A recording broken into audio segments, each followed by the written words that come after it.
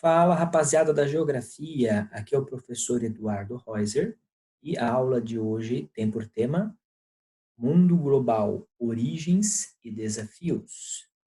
Mundo Global, Origens e Desafios. Ela foi dividida em 4 partes. Primeira parte, Origens e Bases do Mundo Global. Segunda parte, Economia Global, Transnacionais e Trabalho. Terceira parte, consumo e cultura globalizada. E quarta parte, globalização e meio ambiente.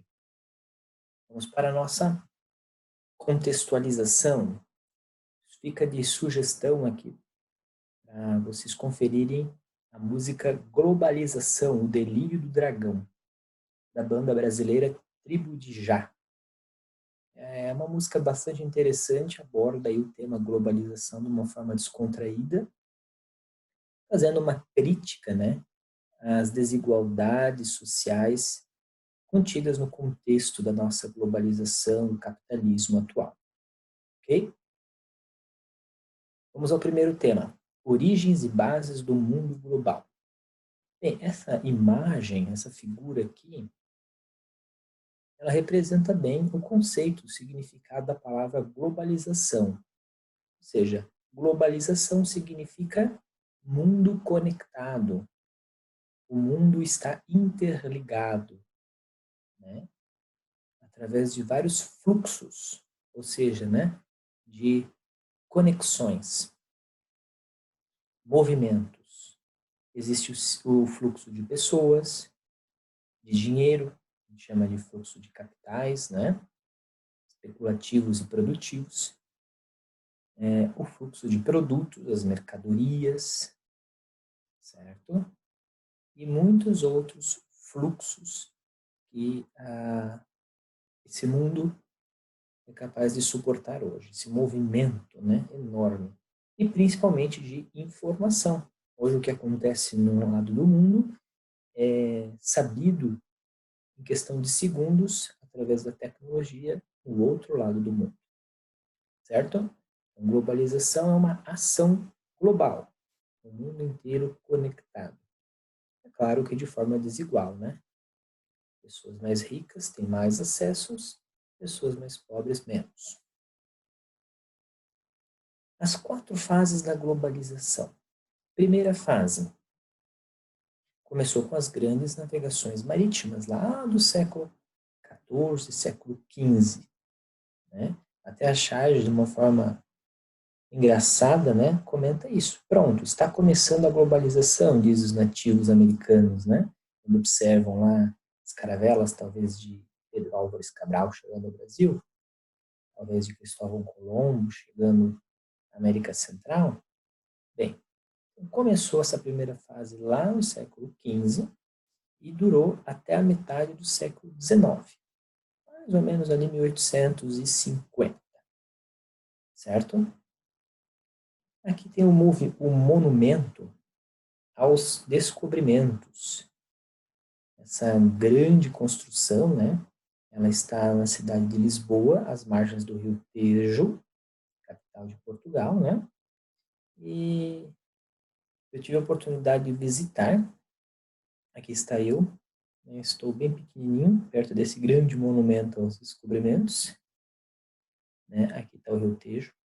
Ele representa, então, todo esse contexto das grandes navegações que deram início ao processo de globalização. Fica a sugestão, esse vídeo maravilhoso, super interessante, explica como que os navegadores, especialmente aqui o pioneiro, né, Cristóvão Colombo, em 1492, acabou unindo os continentes através do processo de globalização na primeira fase. Isso nos leva à segunda fase da globalização. Ela começou lá, então, por volta da metade do século XIX, 1850, mais ou menos, e durou até a metade do século XX, até o final, mais ou menos, ali da Segunda Guerra Mundial. Então, entre o século XIX e o século XX, aconteceram bastante coisas interessantes, né? As indústrias, as novas tecnologias foram um ponto alto. Recomendo também o filme Tempos Modernos, do Charlie Chaplin, mostra essa revolução industrial, né? Mais especificamente a segunda revolução industrial nos Estados Unidos, como foco. As invenções, como o avião, 14 bis aqui de Santos Dumont, né? E as grandes linhas de montagem, o sistema fordista, né, de produção. Então, essas são as características da segunda fase da globalização. A terceira fase da globalização, ela aconteceu logo após o fim da Segunda Guerra Mundial, então em 1945, e durou até o final da década de 80, um período conhecido como Guerra Fria. A charge mostra bem isso, né? Uma disputa ideológica, política, também militar, né? Científica, principalmente, entre as duas superpotências da época, os Estados Unidos e a União Soviética. Até essa charge retrata aqui um fato bastante interessante ocorrido nesse período, né? Que é a corrida espacial, a conquista da Lua, a conquista do espaço, né?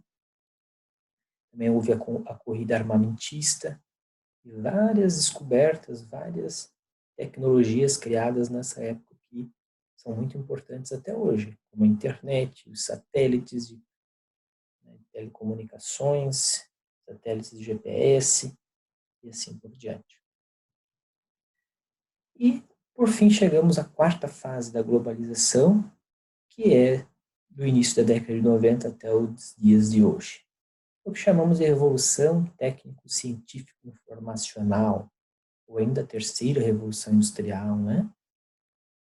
É a revolução, então, da tecnologia, da internet, dos computadores, da informação na palma da mão, e principalmente do Google, como brinca conosco essa charge aqui nessa tirinha. Consegue imaginar um mundo sem o Google? Os dois ficam resposta, né?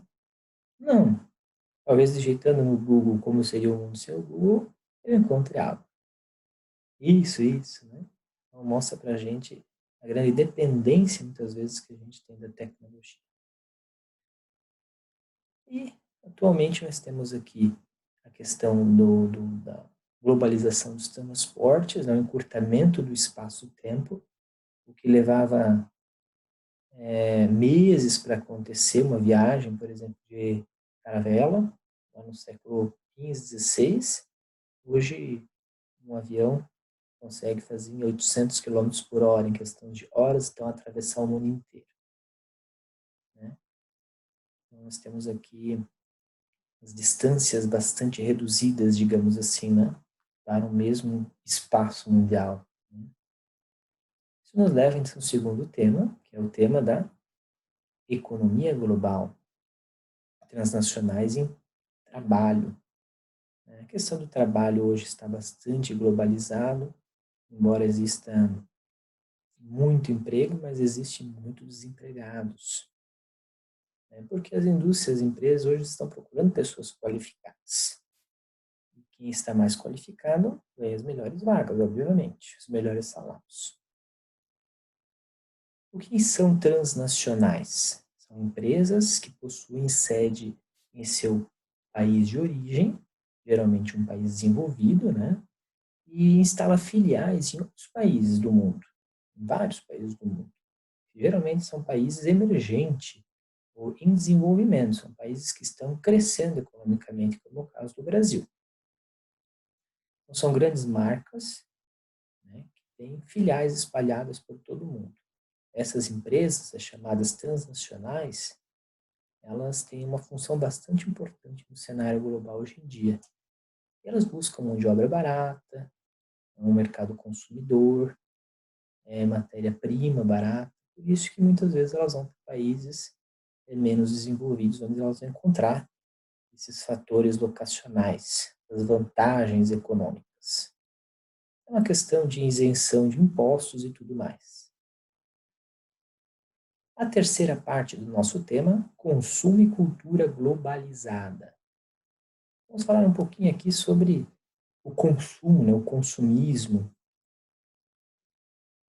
Essa foto aqui nos mostra o shopping Beira-Mar, na cidade de Florianópolis, Santa Catarina.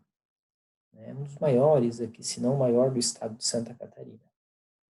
Hoje nós vivemos num mundo de cultura de consumo. As pessoas querem comprar muito, ganhar dinheiro, gastar todo o seu dinheiro, e os shoppings viraram símbolos disso, né? Bastante interessante. Além das compras, do consumo, nós temos a questão da globalização da música, né? Principalmente americana, músicas em inglês, espanhol, certo? E do cinema, né? Principalmente Hollywood, no cinema americano. Claro que hoje com a Netflix, por exemplo, nós temos acesso a filmes de vários lugares do mundo. E fica de sugestão para vocês ouvir e ler com atenção a letra dessa música. Da banda Titãs, aqui do Brasil também, o nome da música é Disneylândia. Como nos mostra a imagem, um trecho da letra que eu separei, ela fala bastante, faz uma crítica bem interessante ao processo de globalização e às injustiças, né? As diversidades sociais geradas por esse processo. Então, nem todos têm acesso a tudo hoje em dia. É bastante interessante, fica aí o convite para vocês fazerem uma análise dessa música. Chegamos à última parte, globalização e meio ambiente. Hoje, como nunca, se preocupa bastante com as mudanças climáticas, com as condições adversas que o nosso planeta está sofrendo. Como a seca, por exemplo, mostrada aqui na imagem. Como que vamos lidar com tudo isso?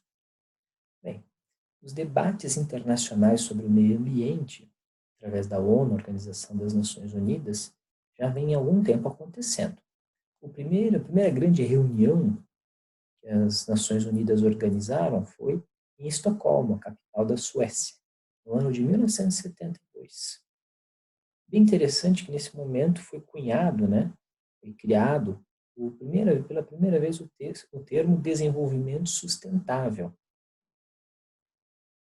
Talvez a mais famosa de todas seja a Rio 92, o Eco 92. Aconteceu no Rio de Janeiro, Brasil, em 1992.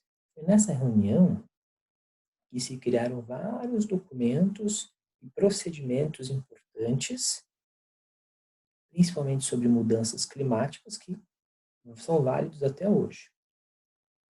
E por extensão, em 97, foi assinado o Protocolo de Kyoto, no Japão.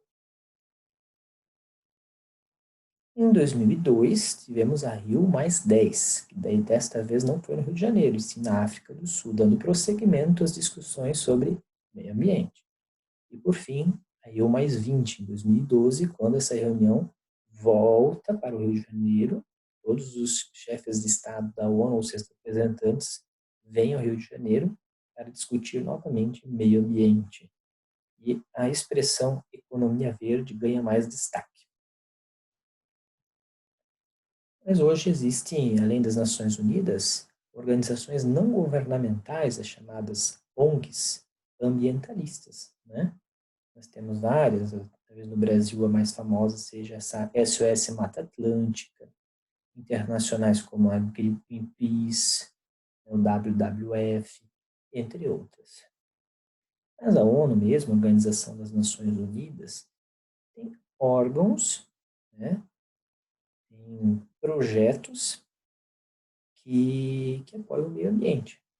Por exemplo, aqui o órgão que cuida da alimentação e agricultura, FAO, o órgão que cuida do meio ambiente, que é a NUMA, e o órgão responsável pela educação, ciência e cultura, que é a Unesco.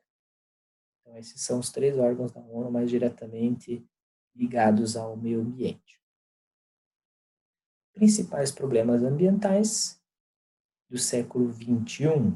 Nós temos aqui a degradação dos solos, as queimadas, a ameaça de escassez dos recursos hídricos, ou seja, a falta d'água, e a redução da biodiversidade. Né? ou seja, muitas espécies entrando em extinção. Por fim, fica aqui uma reflexão sobre pegada ecológica versus biocapacidade, ou seja, segundo pesquisas mais recentes, são necessárias 1,6 planetas Terra para suportar o nosso modo de vida. Ou seja, a humanidade está explorando mais do que o planeta pode retribuir.